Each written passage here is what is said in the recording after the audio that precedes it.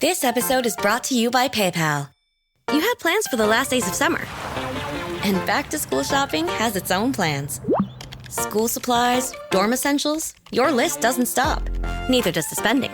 But when you pay in full with PayPal, you can pay over time. No interest, no fees. Check out with PayPal and get back to summer. Subject to approval. Learn more at paypal.com/payinfor. PayPal Inc. NMLS 910457. Flies crashing the cookout? Take back your space with STEM's portable flying insect fan trap. Set it down wherever flying insects show up and let it get to work. Using UV light and a fan, it attracts and traps bugs 24/7, like houseflies, fruit flies, gnats, and mosquitoes. It's easy, mess-free, and people and pet-friendly when used as directed. Live life never bugged with STEM.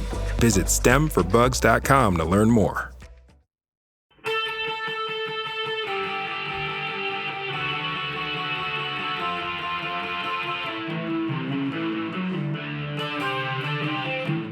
This is the Daily Blast from the New Republic, produced and presented by the DSR Network. I'm your host, Greg Sargent.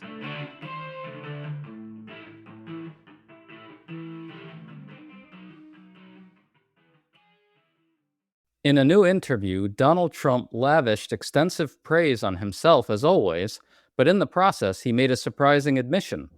He said straight out that his voters might not turn out for Republican candidates in the midterms. Then he said that voters are not angry at him, they're angry at Republicans. For a lot of reasons, that's really not what Republican candidates want to hear right now. It also comes amid many new signs that Trump and MAGA voters really might not turn out. Yet it comes as well as polls show the Democratic lead in the House ballot matchup isn't quite as high as it needs to be. To dig through how all this is really playing on the ground, we're talking to Shripal Shah, who oversees ad expenditures at the Dem-aligned House Majority PAC. Shripal, thanks for coming on. Appreciate you having me. Good to see you. You too, man. Let's start with the striking Trump quote. Speaking to Punchbowl News, Trump is talking here about his voters and asks if they'll turn out in the midterms with him not on the ballot. Listen.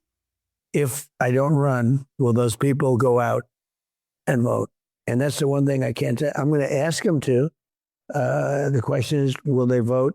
Because a lot of them are very angry at Republicans, to be honest with you. Why is that? I don't know. I mean, they're angry at Republicans, but they're not angry at me. Why? They're not angry at me, but they are angry at Republicans.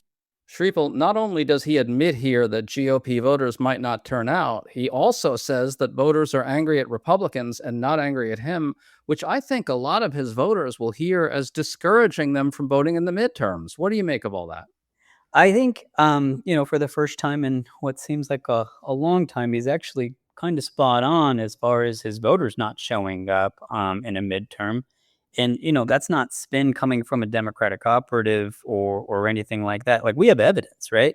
Based on history, you can likely bank on that. And I think that one underscores a lot of the challenges that Republicans saw across the board in 2022. And I would not be surprised to see this cycle continue on that trajectory for 2026.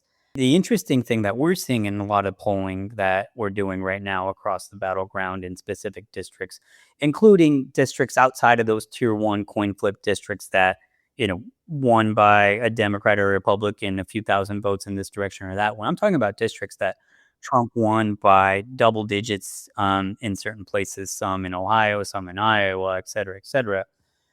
It's not just that he's underwater. The data that we are seeing suggests that the intensity behind his negative approval or strongly disapprove or strongly unfavorable, there are places, it's not uncommon where we're seeing that number north of 50, which is like unprecedented.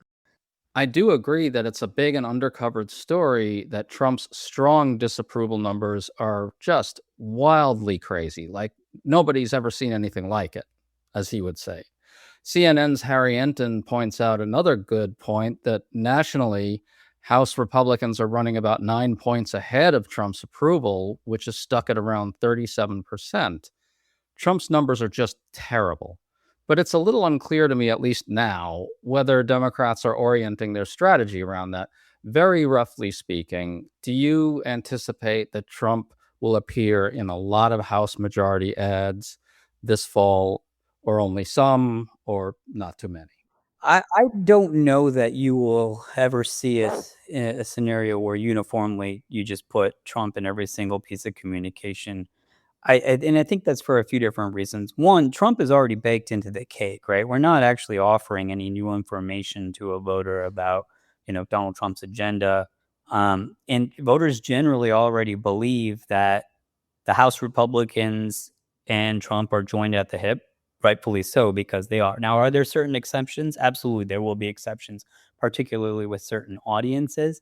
But what we have found is that you don't necessarily need to lead with that in a way that makes the argument incredibly, over the top and in your face, because I think voters already fully understand that. I think our task is more informing people about how House Republicans have supported or amplified, the consequences of the Trump agenda on the voters and on the American people, and that's where you'll see us focus.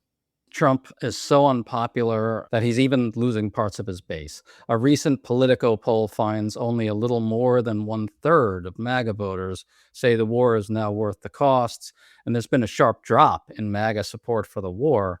Now, let's listen to this as well. It's an interviewer talking to Trump voters. The first voice is the reporter, and then you'll hear the Trump voters. Check this out.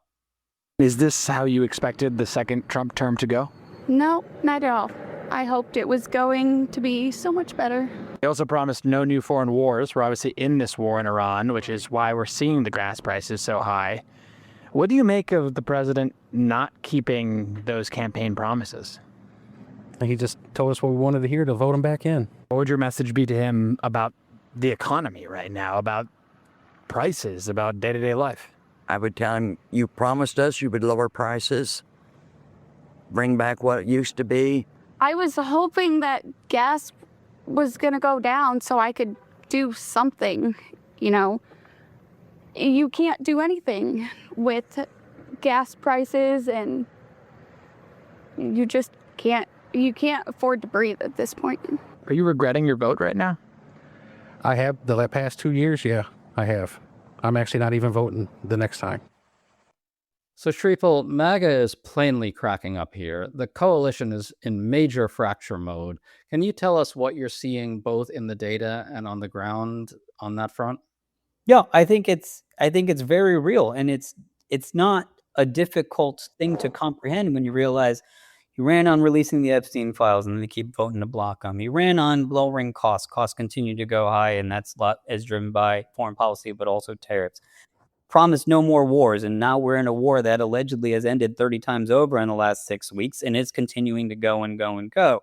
And so you can only lie to people for so long and so many times before they start to turn on you, and you're seeing that. I think people are no longer willing to, just turn a blind eye to what is in front of them when it has such a deep impact on their day-to-day lives, like that woman who was talking about, filling up her tank and not being able to afford to breathe. You can't continue to try and pull one over on people when their reality is directly, at odds with what you're trying to sell them.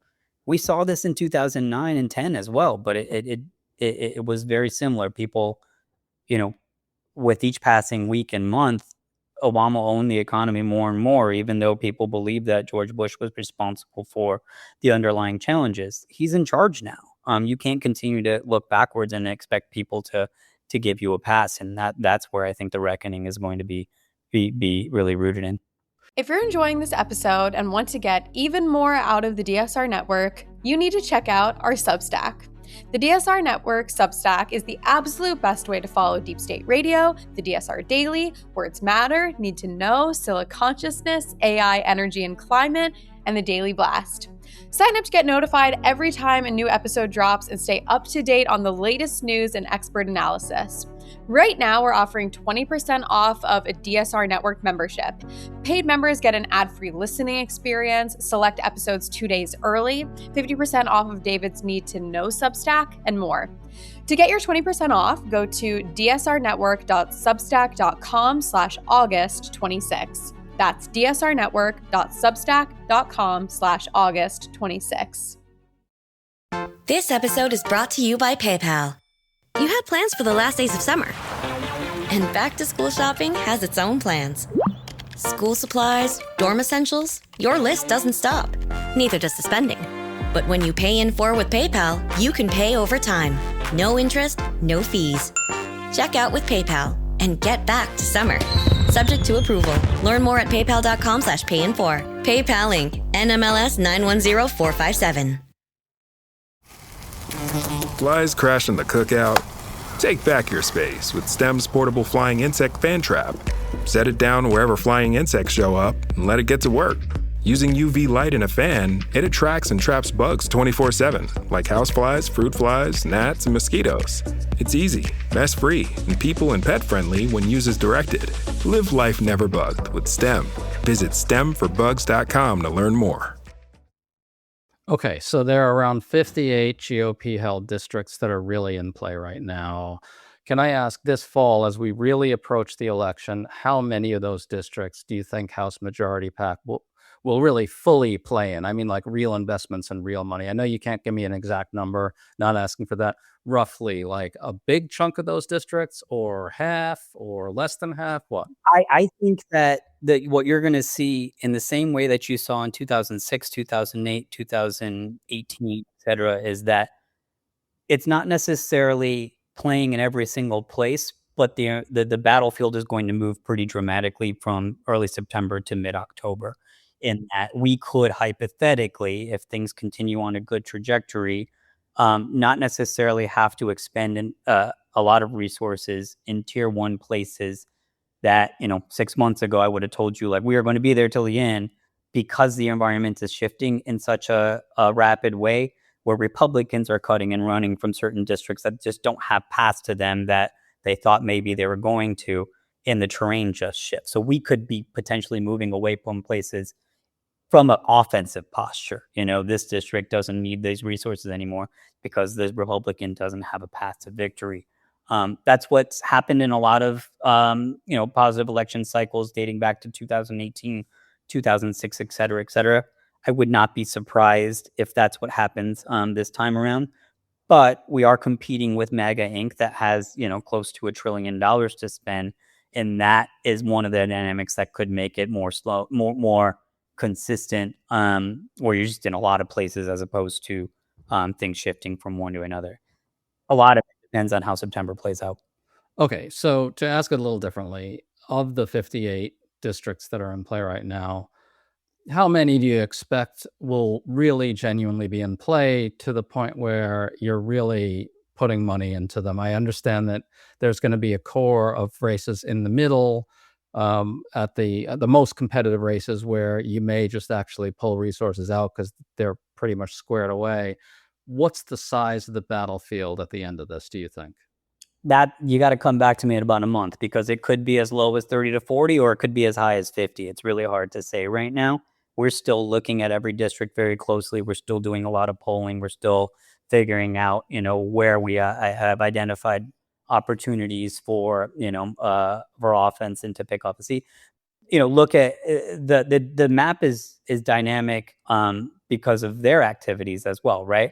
Chuck Edwards sits in North Carolina, his 11th district, which is a district that I believe Trump won by close to double digits last time around. A couple days ago, he announced he's not running anymore, right? And so they've got to find a new candidate. We don't know what that does to that race. I would be willing to, bet that there's still opportunity for us over there. But until we know we're running against, it's hard to handicap that race until we have the opportunity to do things that we need to do.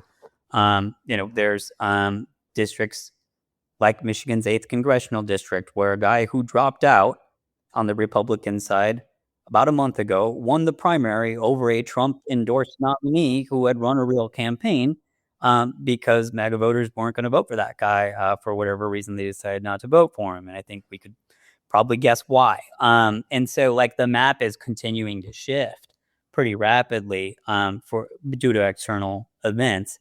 So it's just hard to say, the first week of August, where we think September is going to look like and what do we think October is going to look like.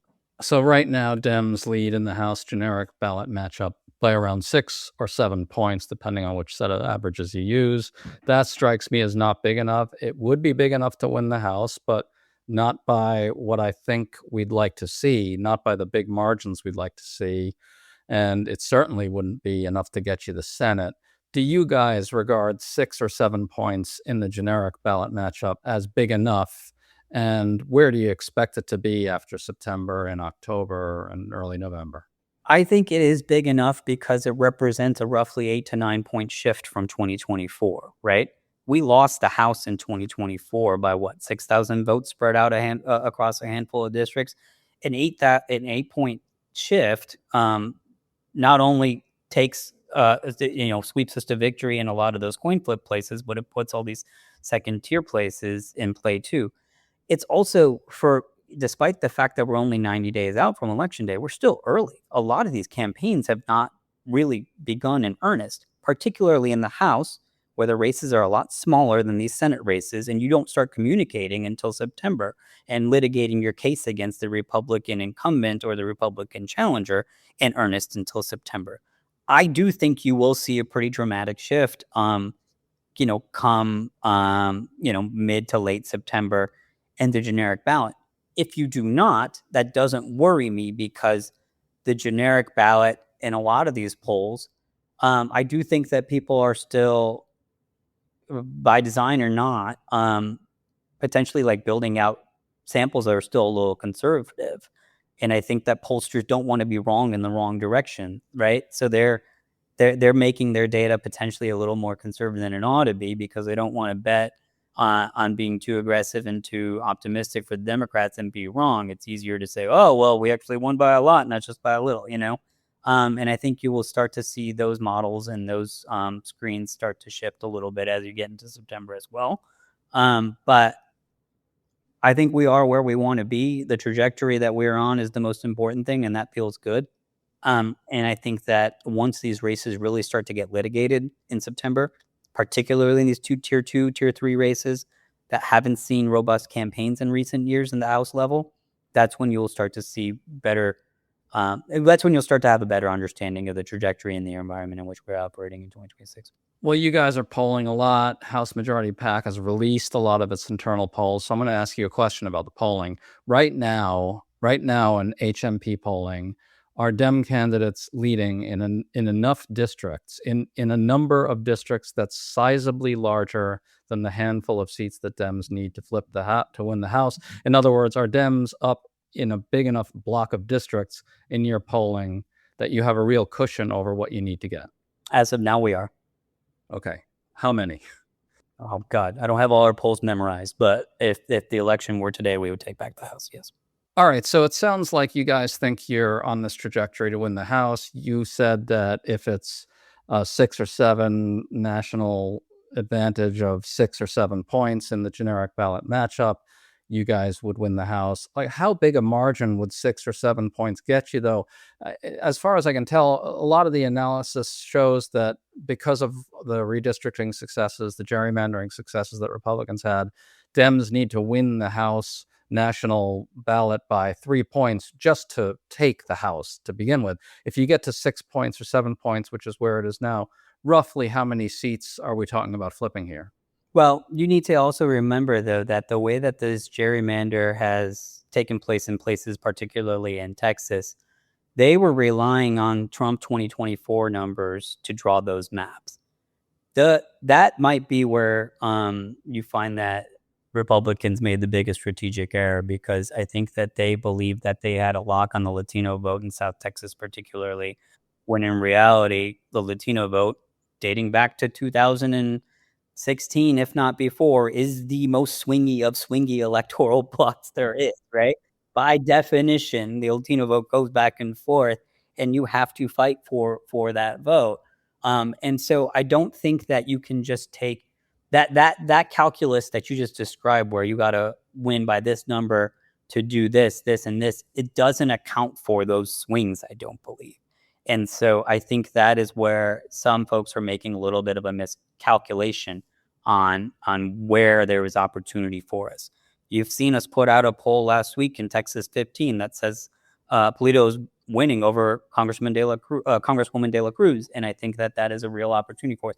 That is a district that Trump won by double digits last time around, right? And so I just want to be clear on that. I think it's hard to give a number at the moment because I don't have a comprehensive view of the battlefield just yet. I'm still polling in a lot of places, but I do feel like if election day were today, you would see a margin for the House Democrats that's north of 10 seats probably. Shripal, can you explain the strategy behind putting data centers in so many ads? It seems like Dems are looking for a villain who isn't Trump. Am I right in saying that? And what's the theory of the case here? I don't think it's necessarily looking for a villain. I think it's tapping into something that people are already mad about, which is their high electricity bills. You understand why people would be pissed off about that because it plays into this larger argument about government corruption and people being on the take for their donors and stuff like that. And it taps into the sentiment that, Washington's not looking out for these people and they only care about their donors while I'm getting screwed. That's the cost of the Republican corruption. And all of that together is a pretty solid argument to make. And you will see us do more and more of that over the next 90 days. All right, Shripal, just to circle back to where we started, Donald Trump is extremely unpopular. His base is falling apart. He's losing MAGA voters on a number of different fronts.